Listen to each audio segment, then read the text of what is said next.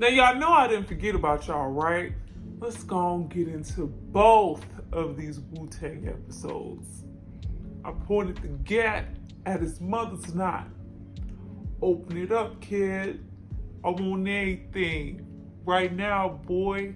Word up. Dedicated to the winners and the losers. Dedicated to old Jeeps and Land Cruisers. Dedicated to the wise 850Is. Dedicated to niggas who do drive-bys.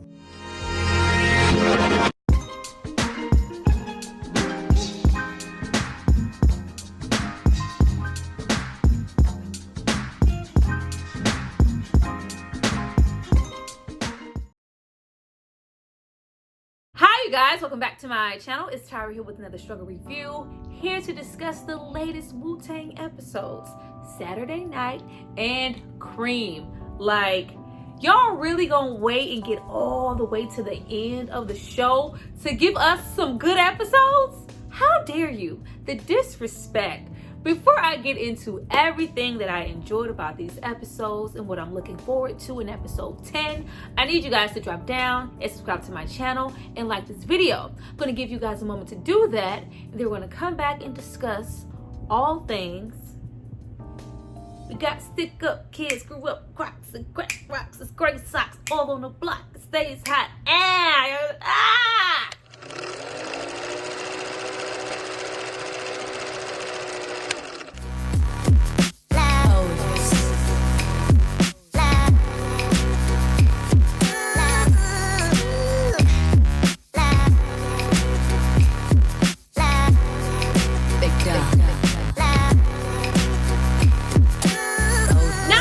Hopefully subscribe to see more of me. Let's get into episode 1, Saturday Night. We jump right off and I hear it's Lala here back with TRL. Like, it was very much giving throwback Lala. This entire episode, we really do get a lot of Lala as, you know, this big record executive for Def Jam and, you know, her potentially signing them. But it's kind of told from her perspective, and I was like, I mean, all right, you know, like Lala has came a long way as an actress, and it didn't, you know, really just make the episode bad or anything, but I just didn't understand why we were getting things from her viewpoint. Now, after we meet with multiple record labels and, you know, people really kind of wanting to give them a chance, but not enough to just give full backing behind them or give, you know, any of the prospects that Bobby Digital wants for the group. So we're meeting. We even get into Def Jam. We have goddamn ODB being extra, Starbucks ass extra with his coffee. Like, hey, we're gonna start asking for stuff. We gotta ask now. We gotta be extra now. Once again, trying to holler at a female because, you know, that's all ODB seems to do every episode. But whatever. We get into the office. I love, you know, Power just sitting there like, yeah, so who are you? What do you do? Yeah, I'm the executive producer. Just act like I'm not here. But don't act like I'm not here. Like, we get into Lala just being a whole force at Def Jam. I'm not going to get into names and who she's supposed to be, child. I don't remember. But she was regulating shit. Warren G. She is all in their face, like jumping down their throats, asking them questions that they just don't have the answer to. You know, have you guys ever performed solo? What does it look like, you know, for 9, 10, 11, 12 of your asses to be on stage? This, that, and the third. And it's just like, well, yeah, they're just kind of, you know, looking like a sinking ship and looking unprepared and unprofessional. Then we have Power step in. Yeah, we doing a performance tonight at the Fever. Did I know what the Fever was at that moment? I did not, but Lord, by the end of this episode, did we not know what the Fever was. Fever was that spot, you know what I'm saying? Like, if you can make it here, you can make it anywhere. Like, Fever was that tough spot, you know, in this Brooklyn, you know, neighborhood that all these, you know, really, really great, now legendary stars have performed at. And, you know, if you perform that, you make it. It's almost kind of like a hood Apollo. Like, if you get booed, then, you know, you're just really not going to make it. But if you potentially, you know, get a couple of claps, a couple of snaps, and they like you, that means your shit is gold. Wu-Tang was gold. Now, after we are fully made to understand that not only did Power lie, got Lala all in her feelings, like, them niggas ain't playing at the Fever. Like, she was all swagged out this episode. No, Power was like, we have something to prove. Like, we was looking real short in there. We performing at the fucking Fever. How? I don't know, but I'm gonna make it happen. Like, this whole episode is about making it happen and all this hype around them performing at the Fever. You really see, you know, everybody around the community, you know, Staten Island, everybody rooting. This is like the spot to be in, and if you get it, it's like really prolific. But they don't actually have the spot. So this whole episode is just like, will they or won't they get a spot at the Fever? Because if you don't, you're gonna look real small in front of, you know, wiki DJ Lala. Don't let her make you look small. Don't do that. After we have everybody not only congratulate them on getting this big show at the Fever and them kind of, you know, inviting people to a show that they don't even have yet, we also have people, you know, you need me to bring the tech, you need me to bring the knife, you need me to come there to protect your neck. Like, goddamn, what the hell is going on at the Fever that you need to go there? Like, you could be shot, you could be stabbed. There's always, you know, some chaos, but this is the spot. Not only is this, you know, this very popular spot, but it's in Brooklyn. You hear so much of, you know, Staten Island being, you know, the bastard child of the whatever of New York, you know, the kind of pushed to the side. Like, they just don't see it as, you know, a staple of rap or anything. Like, not only are y'all from Staten Island and you're not welcome in Brooklyn or at the Fever because there's all this animosity, but you're gonna try to come and perform and be received? There was so much good tension built around this episode. It was really good. We also have a moment, you know, with the girlfriend and Cherie. I was like, oh, Vine girlfriend still live there, child. I thought she gave up her whole apartment. But, you know, she's sewing, just overly girl, super supportive. Oh, I hope he stayed with her. But she's all kind of supportive and also there for Cherie. Now, we do know, you know, back from season 1, Cherie was so book smart, so motivated, you know, such a mother figure to her brother that prepared her to be a mother in the first place. You know, the people we don't see anymore, we just whole ass left Erica Alexander. She's just gone. Like, I like Maxine Shaw, like, bring her back, but whatever. We just said fuck season 1. But, you know, she's just feeling like, you know, I'm not seeing Dennis as much. It's not the same. We're not spending time. He's at the studio, this, that, and the third. Not only that, like, I don't really have my own thing anymore. Like, who am I outside of being a mom? She's just, you know, having a whole little crisis. Just like, you know, girl, you don't need his permission to move the way you want to. Like, we could just go. We could just show up at the Fever. Just show up. Pop up. Who's here? Me, Cherie, and the baby. Now, right after that, we get into Power completely crapping out. Not only does he have, you know, a meeting with the owner of the Fever, but just him. I'm like, Power is not the mouth of the group or the promoter. Like, he is the money behind the machine. He's like, yeah, you heard that record out there? We hot. We performing here tonight. Like, relax. But the man does not take the bait, so he's like, yeah, I gotta figure out something else. I need some help. After that, we have, you know, Ray and Dennis. Don't you just love the moments with Ray and Dennis, them just walking down the street, hanging tough, like New Kids on the Block, like they are really fucking chilling out. We have Dennis there who thinks, you know, somebody's approaching him. It's about to be some animosity, but just to see, you know, how hot they are on the street right now, like not only does he give him props, you know, on the record, I love that song, and I cannot wait to see you guys perform at the Fever. Like, they getting love out here. And he's like, man, you know what? I think I robbed that nigga. Like, but we don't care. Like, you spitting hot fire, you can rob me again. Like, the love is real. And there's so much anticipation and love in Staten Island for this show at the Fever. But they don't have no show at the Fever. And boom, we jump into RZA, you know, booking space so they can practice. And it's just like, y'all really like leading by faith. Like, the amount of faith in this whole group, especially on Power, Dennis, and RZA's part, really everybody, it's just so commendable, because it's just like, oh nigga, we gonna make a way. We're practicing, you know, we gotta look live for, you know, Lala from TRL. Ciao, we get in there. We get a lot of ODB this episode, but this was maybe the first time where we saw, you know, kind of that on-stage persona come out. Now, if you are a Wu-Tang fan and you go back, I swear I used to just think like this was a part of the group's niche, and, you know, to let ODB just go out and be, you know, boisterous and do his thing. It's just like, no, RZA's like, yeah, turn his mic down. You see that ODB is just like really adamant, like, I'm trying to be loud, I'm trying to be in the front, I want my mic to, like, he was just, you know, really just loud as hell, like, just so, like, really unhinged that moment. It's just like, wow. Well, I mean, it helped the group because, you know, we loved it. But you see that, you know, everybody's just kind of showing up on their own time, not taking it as serious, like, you know, what we need to practice for, let's just go up and do it, and this, that, and the third. And it's just like, what y'all gonna do, just bum rush the stage, and y'all just gonna be unprepared? It just really looked like this entire episode that the performance just might not come together. But aside from, you know, the practicing, and, you know, we really don't have time, we really don't have space, and then, you know, the little ballerina showing up, like, damn, we really don't even have a moment to perform. We have, because, you know, these whole, you know, past episodes, we've been getting, you know, yo chill with the feedback, Black, we don't need that. Like, y'all really trying to make me not like Protection Act? If I gotta hear yo chill one more motherfucking time. But we have a little saving grace amongst that practice, because we have Dennis there and Ray there looking sideways, because RZA tells them we're not performing that. We are performing Can It Be That It Was All So Simple Then? I was like, oh, can it be that it was all so simple then?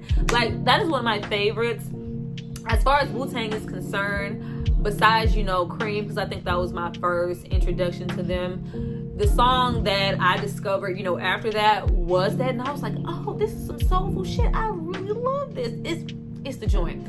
Like, when he said we were performing that, and they're like, you know, but nobody knows that song. Like, why would we perform a new song? Let's do, you know, what everybody knows. Like, once again, we have Ghost like, yeah, I mean, I'm just not trying to be out there performing like that. It's just me and Ray on a song. Like, Ghost, get your heavy rope chain wearing ass out there.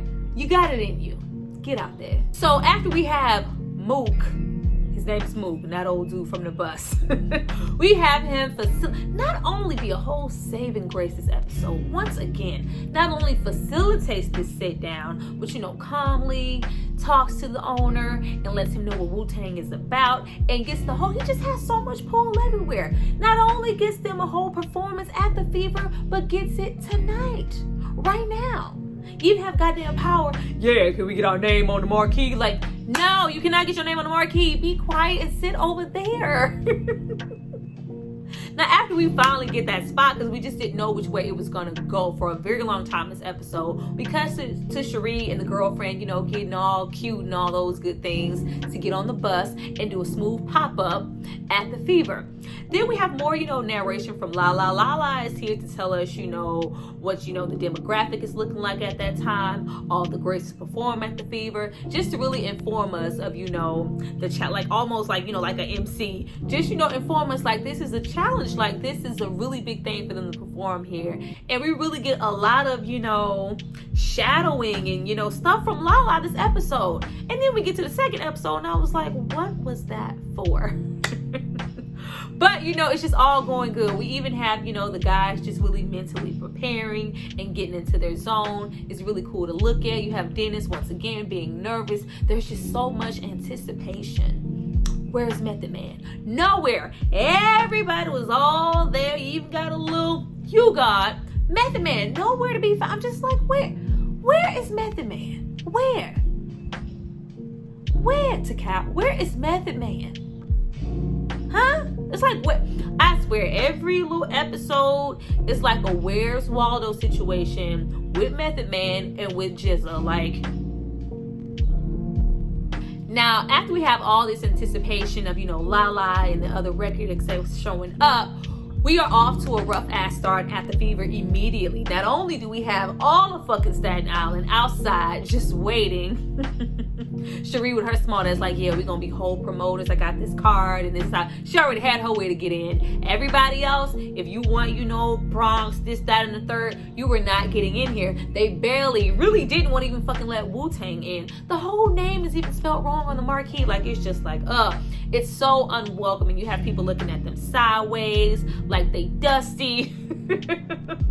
You have the bouncer just being an asshole, and it's just like they were really up against some real odds. Not only do we have that going on and them, you know, trying to bring a sword in and this whole thing, we have ODB with a gun. They did a very good job this episode of making us kind of feel like ODB was uneasy, kind of unhinged, like we don't know what he's going to do next. And he's trying to, you know, like, hey, we come to the goddamn Fever, I brought a gun, I'm trying to protect myself. It's just like, no, no, ODB, not right now. Not right now. But once again, we have Mook. Like, Mook, the bus driver, is on deck. Like, he is on deck to, sneak things in. He was so helpful this whole episode. Like, Lord, like, if he wasn't there, I don't think, that night would have happened. And that is just so freaking epic. Thank you, Mook. So after we have Mook pretty much save the whole fucking day, of course, Vaughn makes the smart decision to make him his manager. Like, not only does he have pull around, the city, he really supports the group and believes in them enough to even do what he did. And he agrees. I was like, oh, so he been the manager this whole... Oh, okay. Oh, dude, the bus is the manager. We also have, the girls showing up. We have the girlfriend show up with the flag, and, everything's kind of good, but everything's just really anxious because not only has the record executive not showed up yet, where the hell you at, Lala, at TRL? Not only did she not show up yet, but you have this really antsy-ass, negative-ass crowd that does not want us there, that we now have to stall the performance for. And what do we do to stall the performance? Aha!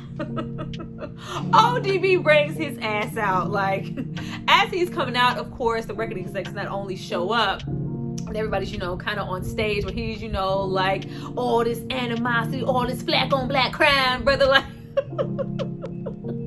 ODB's rants are, informative yet hilarious. Like, it was really good, and really kind of got the crowd warmed up and on their side. That's why I was like, yeah, let him take the mic, give me the mic so I can take it away. Off on a natural charge bomb for y'all. Give him the mic, give ODB the mic, and he's gonna do what he needs to do. But he really gains that really anxious negativity, and like the crowd just throws that shit on out the window, and they're very receptive and welcoming. So once they all get their ass on stage and we hear that beat drop and they get so rhyming, like, now I love the performances here on stage. Now, I'm not going to act like I didn't want a little bit more. I just want the group to give me a little bit more energy. With the group, I feel like we only get energy maybe from ODB. Of course, we have Ghostface, and then we have Raekwon. Everybody else is just kind of coasting. And it's just not, really giving me anything. But, it was giving the crowd what they needed. Of course, we got into Yo Chill. We get the whole full-blown performances. We get the songs all the way from top to bottom. Not only do we have, Protect Your Neck, we also get into Method Man. I love that portion when they're all, just because they didn't have any time to practice, and they're just going and robbing. It's just like, whoo, we finally got that. And then we get into METHOD Man, and Method Man makes a point to go, like, where the hell y'all going? This is just, me on the song, but this is our shit. Y'all stay up here. I was like, they was real brothers. But it was so good. Like, they was really vibing. The crowd was messing with them. They want all that negative animosity. What y'all doing here, Staten Island ass niggas? Like, all that shit was thrown out the window. Like, nope, nobody cared about that. Then we get into, oh my goodness. First of all, we have, Cherie and Homegirl. They done made their way all the way up to the stage. And then it's like, yeah, what you doing here? Anybody touch my girl in here, I'm going to jail. Like, oh my God, he is so cute. Like, no, girl. But she just pops up in her purple dress and her with the wigs and hair in the show can be questionable at times. But anyway, it's just so good.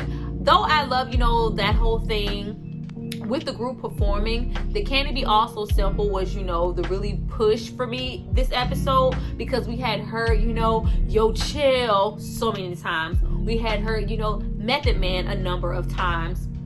By the time we get that fresh, can it be that it was all so simple? Then I was like, oh, like, I was really fucking with it. And of course, we have Lala and the whole team in the background. Like, it is just such a vibe. It really, solidifies what the group is. Like, not only is everybody vibing and fucking with our new song, they're fucking with us in general. If we can win over the Fever, we can win over anywhere. The executives are impressed. Everybody is just, it's just the whole vibe. And then on top of that, we can Kicking the fly cliches to do the wax and rayonnates. Happens to make my day. Though I'm tired of busting off shots, having to rock knots, running up in spots and making shit hot. Oh! Sunshine plays a major part in the day. Mr. Mancock go says carry the black nine, nigga. I was fucking with the episode. But it was really good. I really love, Ray and Dennis really bouncing that energy off of each other. I just love their whole vibe that they have going on. And it just left so much anticipation for the next episode, because whereas they were booed, and all of this negative tension and all this extra shit going in, by the time we're exiting, we're running out and we're running from goddamn females. Why are we running from the women? They're running from, all the women that's just ready, like, yo, they're about to fucking pop off. Like, the whole fever situation turned into a whole concert, just hungry females, anxious people, like, yo, just from this one performance, we can tell that they're about to pop off and they are about to be somebody. Let me get a piece of that now while I'm this close. Like, they pulling homegirls all off. It was just so good. And I'm like, oh.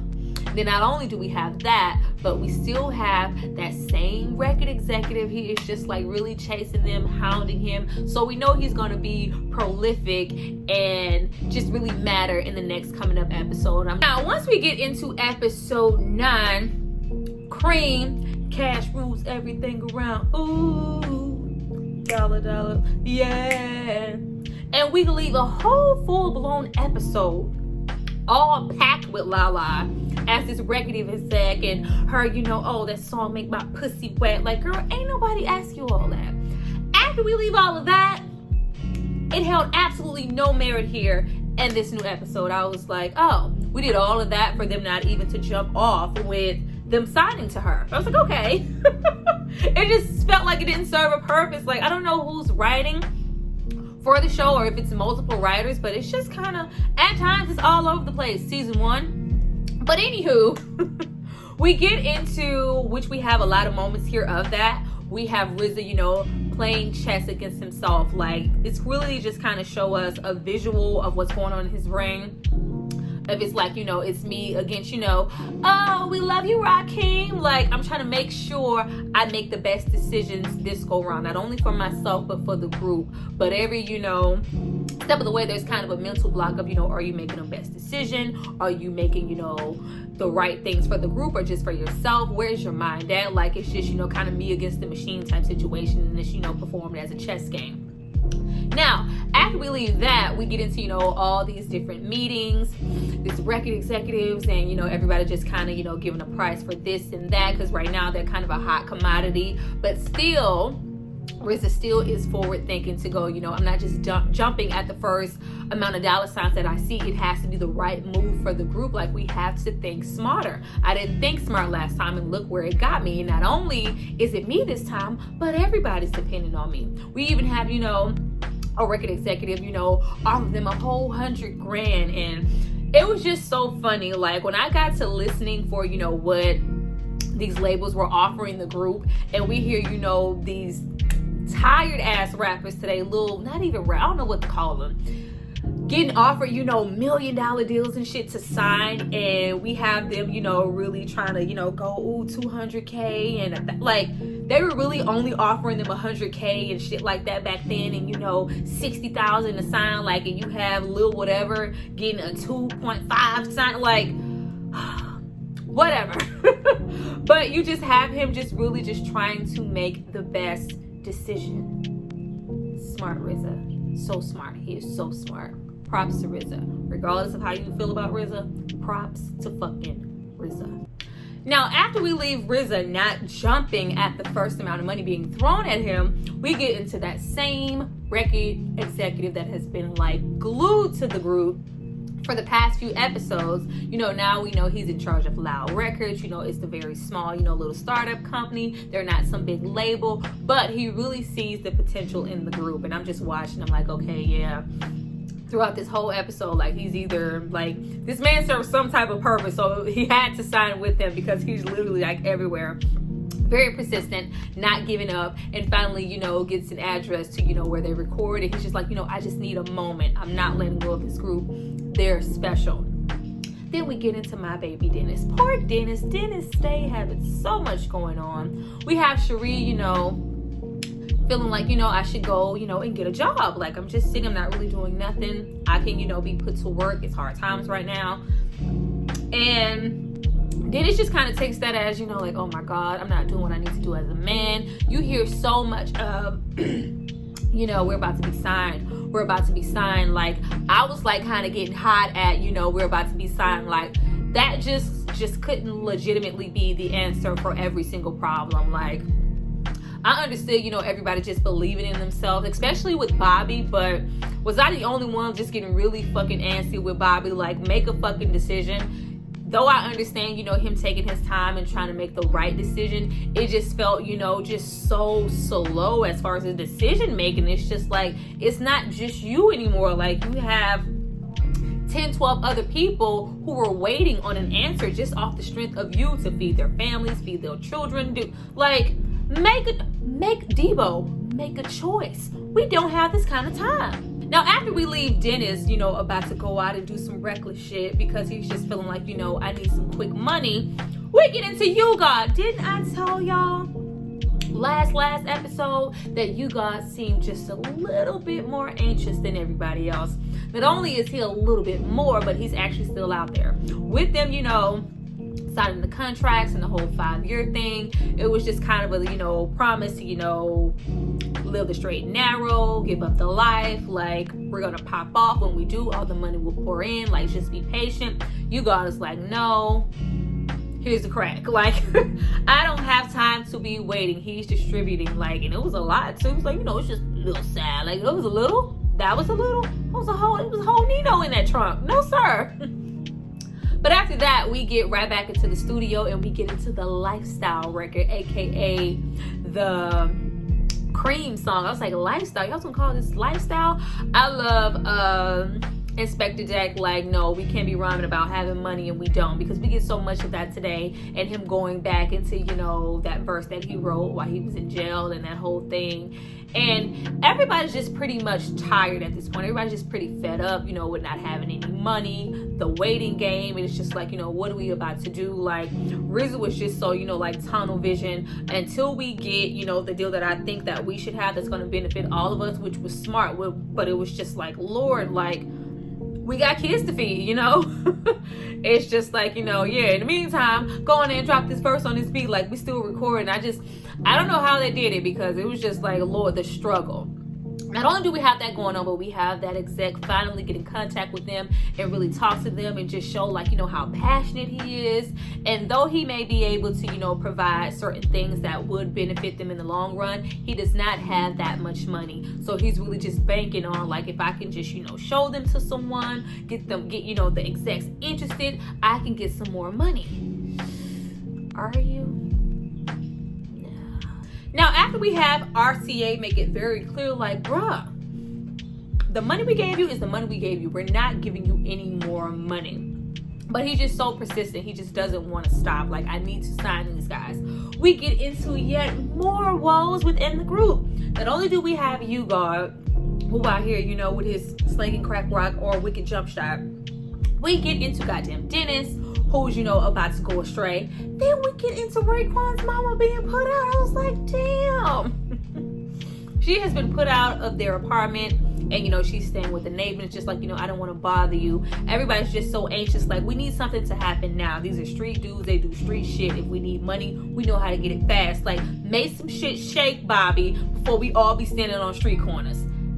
Hurry up. Right after we leave, everybody putting their pain into the music, ignorant and mad young, wanted to be the one till I got blow, blow, blow. Yeah, my pops was a fiend, 16, shooting that shit in his bloodstream. That's the life of a grimy, real life grimy, and others know the half is behind me. Hey, it was, it was just so good. Like, I mean, not good in the sense because everything was just fucking going wrong, but the fact that they were able to, put their pain in the music, it was like, yeah, you gotta put it somewhere because, bro.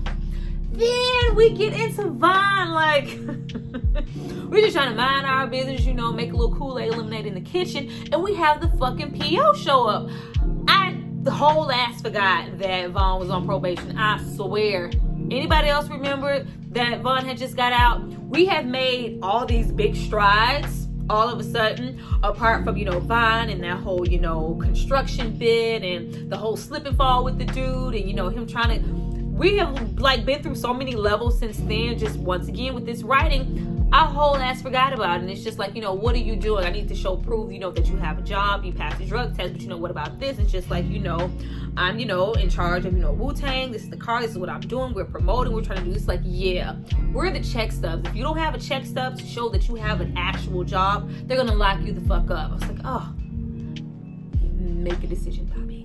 Now, right after that, we get into more meetings with more record labels. We finally get one, I think it was Elektra, and they're offering them a sizable amount of money, but it's just like, yeah, you can't be yourselves. We don't want to offend anybody. You guys are a little too rough around the edges. You can,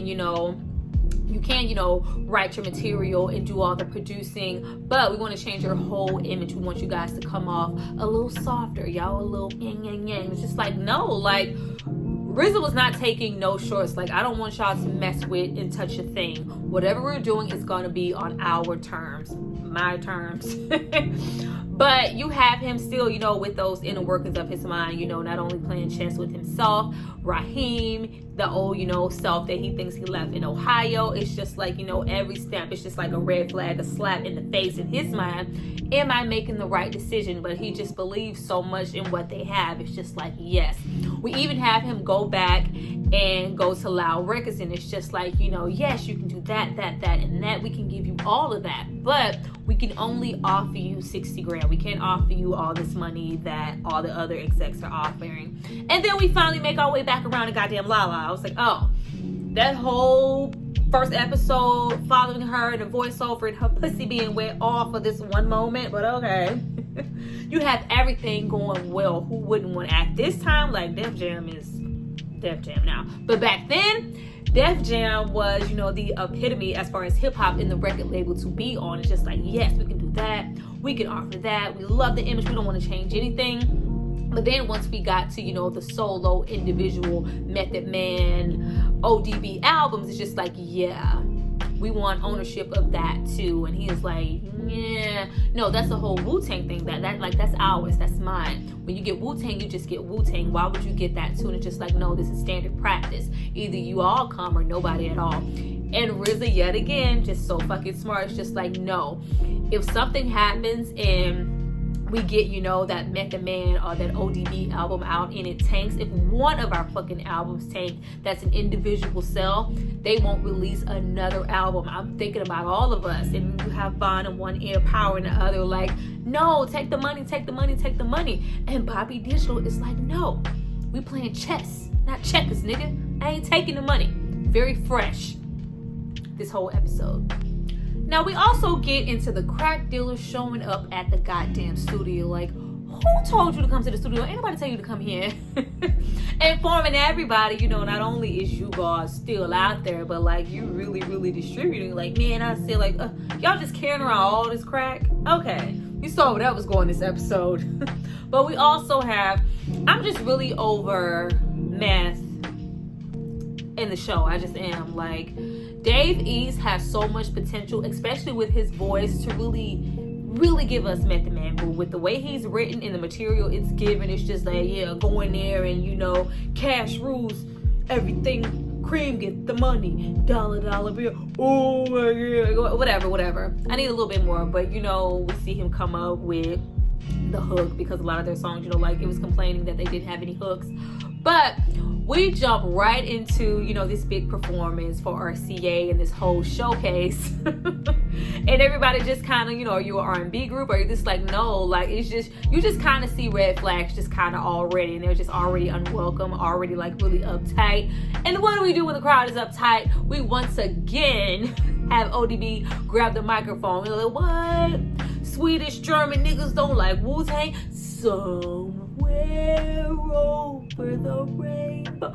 Fucking TJ Adams as ODB, especially in moments like that, so freaking epic. He does a really good job. But you have them, really kind of win them over, perform Cream, and everything's just kind of going really, really well. But like the rest of us, we have RZA pull Jizza to the side, and it's just like, you know, unlike everybody else who's just really anxious and really, you know, want to know what's going on behind the scenes, ask about the deals, you haven't been asking about anything. And I'm, you know, waiting for that to come back up as far as what happens with Jizza, because, you know, unlike everybody else, he did not sign the contract. So it's just like, you know, what exactly going on? But he's, you know, giving an excuse that, you know, my messenger job pays well, you know what, I'm not tripping. If we're up and down, I'm cool either way. And it's just like, okay.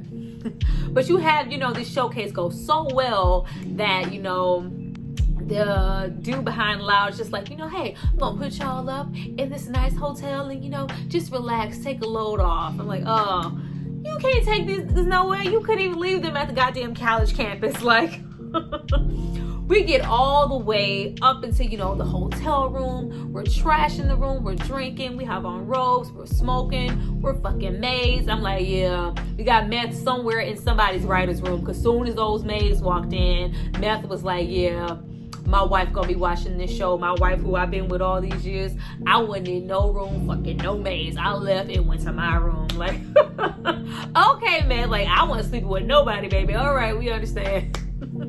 You trying to hold yourself to a standard from I don't know how many goddamn years ago. But he leaves, but that didn't make a difference. They're running around, spraying each other with fire extinguishers. Like, it's just a whole, like, shit show. It's just like, y'all ain't even got signed yet. Y'all ain't even got no money. Relax.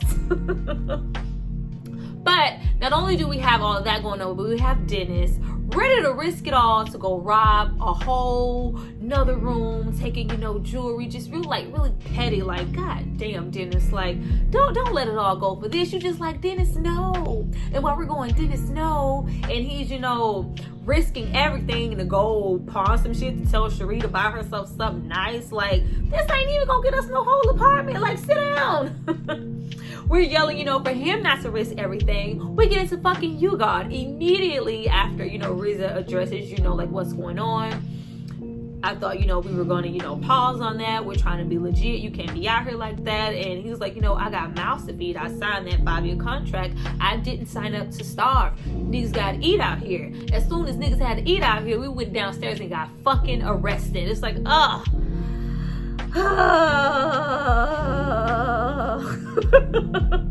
God damn, You God gets whole freaking arrested.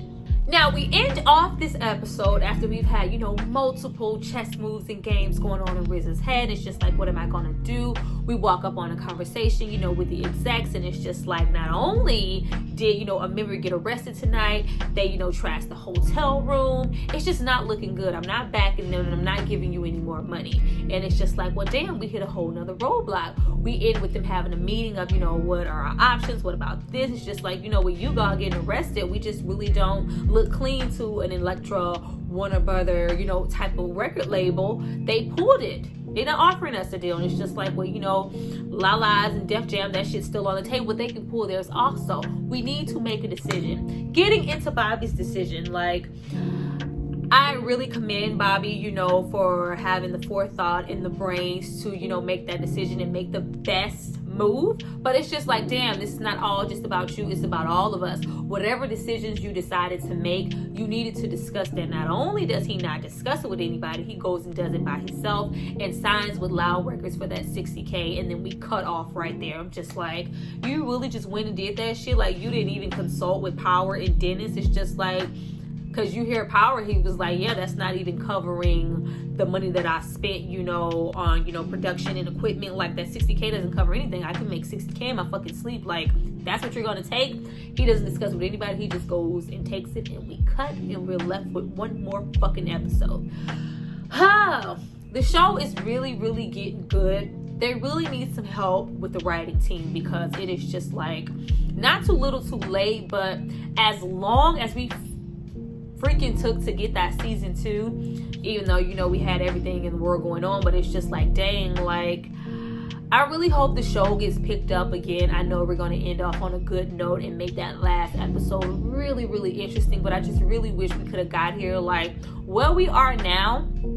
I would at least want us to have, you know, another 4 or 5 episodes left, but it's just not there. Like, But nevertheless, I'm looking forward to that last episode. I really do think that it's going to be epic.